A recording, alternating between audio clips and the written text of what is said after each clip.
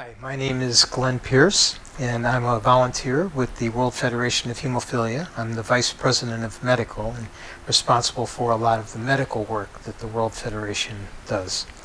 What's your name? My name is Brandon Blake. Brandon? Yeah. Nice to meet you. What has that been like, growing up with hemophilia? So it's been very difficult.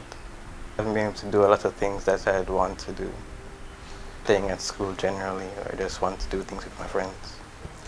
And you couldn't? Yeah, I couldn't. Well, not that I couldn't, but I would have to think about the after effects of it. Uh-huh. Tell me, how did the hemophilia affect your schooling? Well, I have missed days. Sometimes a month would go by as well. It would be difficult to catch up sometimes, I would say. At the beginning stage, it was really difficult because I had to go to school every day, walking around affected my joints as well. So I'd have to miss a couple of classes as well.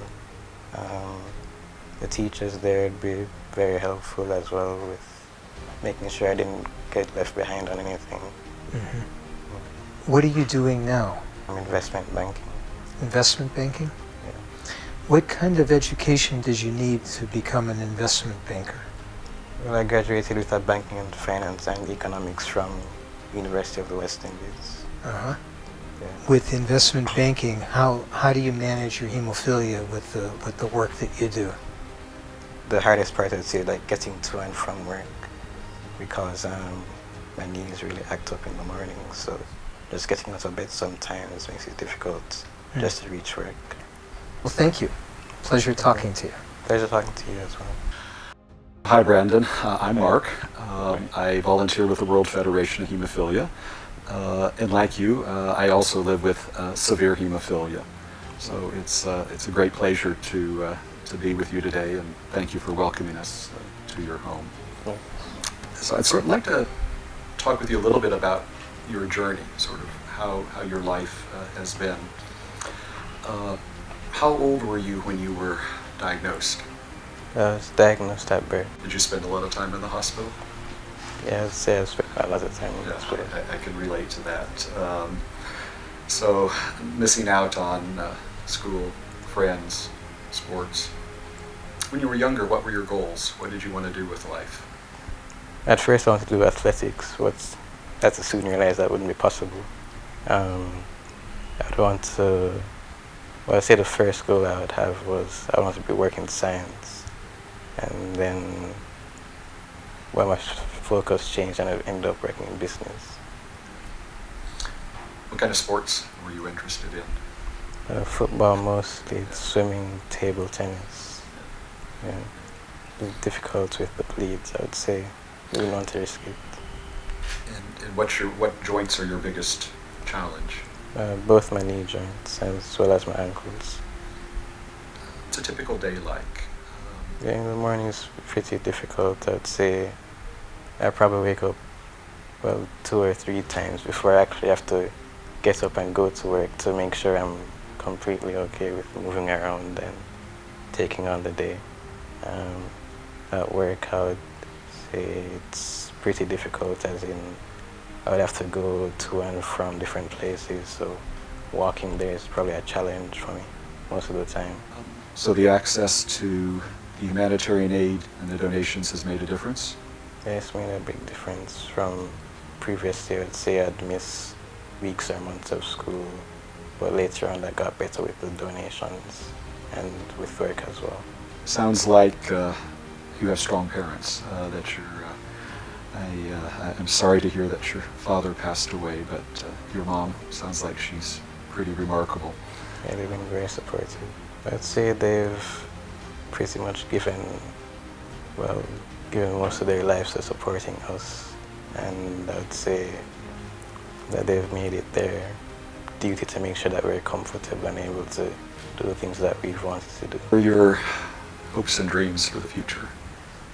I just want to live a more comfortable life, if that's even with living with hemophilia.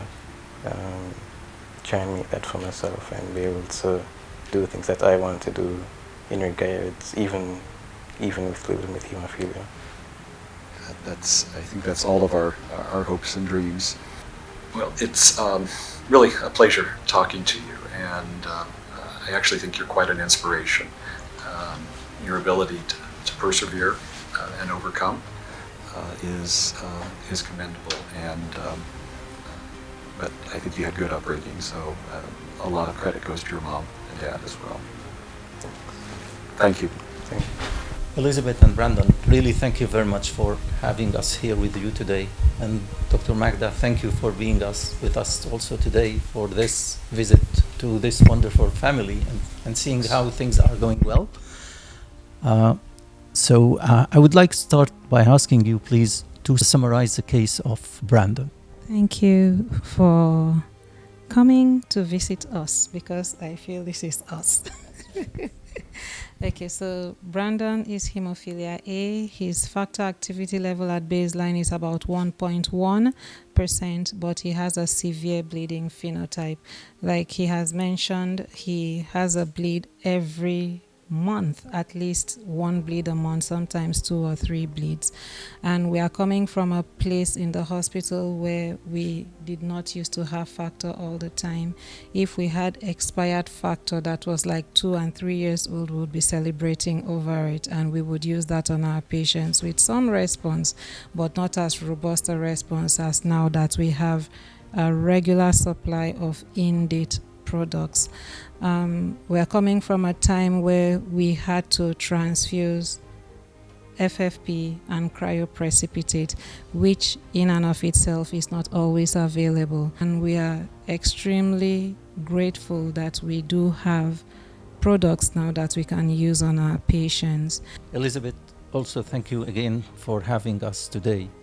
And we really appreciate this, and we know the long journey you had for the treatment of your 2 sons. It's been for sure a very difficult time for you in the past. I must say that it has been a significant change. My oldest son, he was in the hospital so much more than he was because of the lack of treatment. But afterwards, after we transitioned to the factor 8 and we started getting more supplies, then I could be a little bit more relaxed, because we know that when we go to the hospital, there is the possibility, or a stronger possibility, that he would be getting treatment. Well, I cannot say how thankful we are to the donors. It's like they're lifesavers. I could practically put it that way, because they can go to work. He missed so much days at school because of lack of treatment. He's working now, he can go to work. If he gets a bleed, we can tap into the access at the hospital.